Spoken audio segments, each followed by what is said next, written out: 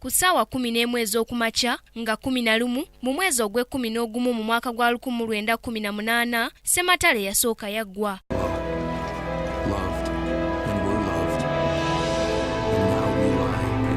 Ku makya ago Germany eyali eweddeko ebyokulwanyisa yalumbibwa amawanga agaali gagirwanyisa n'ewanika.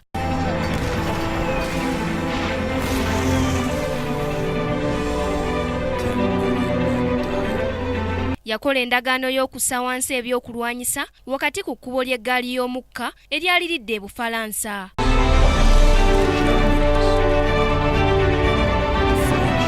Ssematalo yasooka yafiiramu abantu abawerera ddala obukadde 9 nga baali bajaasi ate abawerera ddala obukadde 21 ne bafuna ebisago. Abajaasi bano baali bava mu mawanga gakirimaanyi n'ago amatono agaali galwana mu Ssematalo ono omuli Bungereza, Bufalansa, Russia n'amalala. Some will claim victory.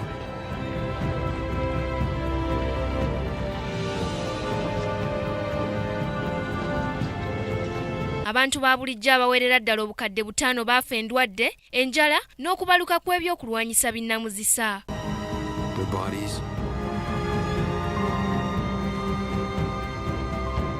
or their minds.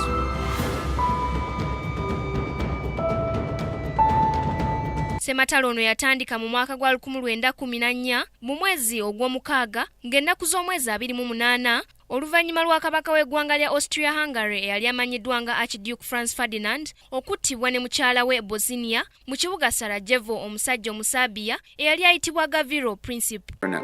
Called the Young Bosnians, a group that dreamed of Serbian expansion and detested the annexation of Bosnia-Herzegovina by Austria-Hungary. Hungary ne Serbia zaatandika okulwana olwo olutalo ne lubuna.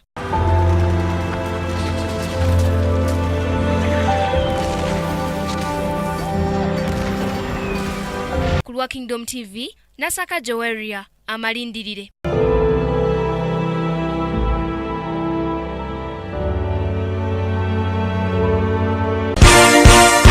This is Kingdom TV.